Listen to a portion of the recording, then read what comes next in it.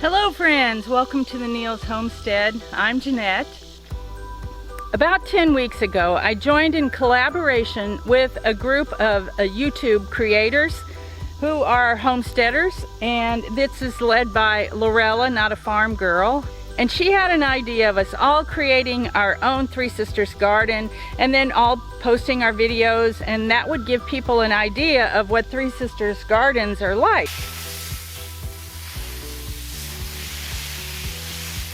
So what we did was mound up a dirt here. We brought in some soil that we had piled up somewhere on the place. We added compost, and then we put wood chips on top of it all. And the compost had squash seeds in it. So we had a lot of squash seeds come up here. I only wanted 4 squash plants, so I had to thin out a lot of squash to get to that. And then we planted rattlesnake beans in here in a circle, and inside the circle we planted hickory king corn, which is a white dent corn.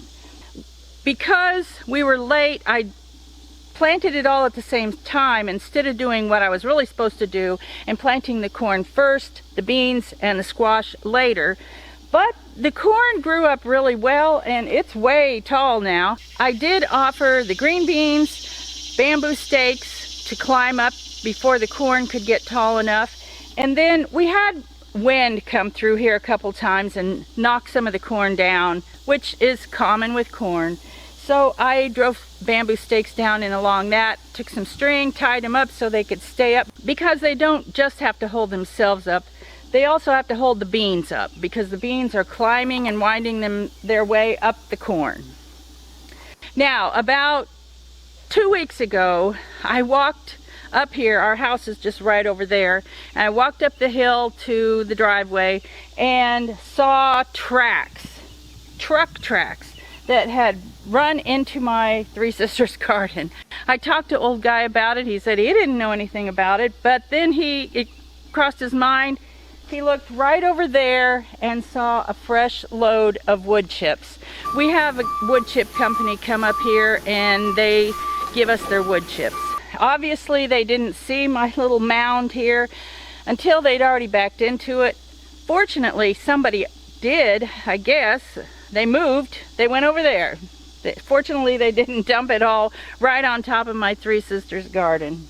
When that happened, I had to come in here and do some rearranging and stake some things up, and they knocked some corn over, but it worked out okay. It didn't hurt anything much.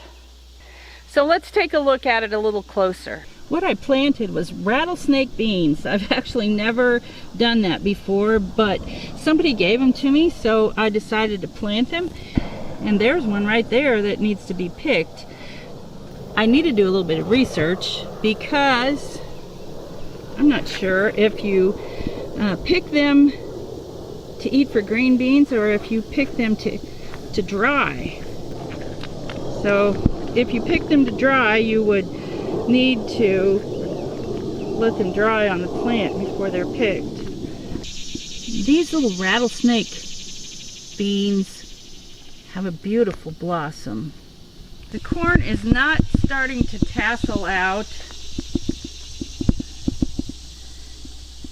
Hopefully it will. I think that because I only have a few plants here that I'm going to have to try to hand pollinate them. And what I think that will entail is when they do tassel here at the top and the corn starts to make down here, I'll have to figure out how to get the pollen from the tassel at the top down to the silks of the corn. One of my winter squash did get ruined during the episode of the truck backing into it, but I still have 3 that are doing pretty well. They don't have any squash on them yet, but they are living and blooming. I kind of expected my squash plants to be a little fuller and cover the ground a little better. My purpose in having the squash plants down there is to keep the deer out, because we have a lot of deer trouble.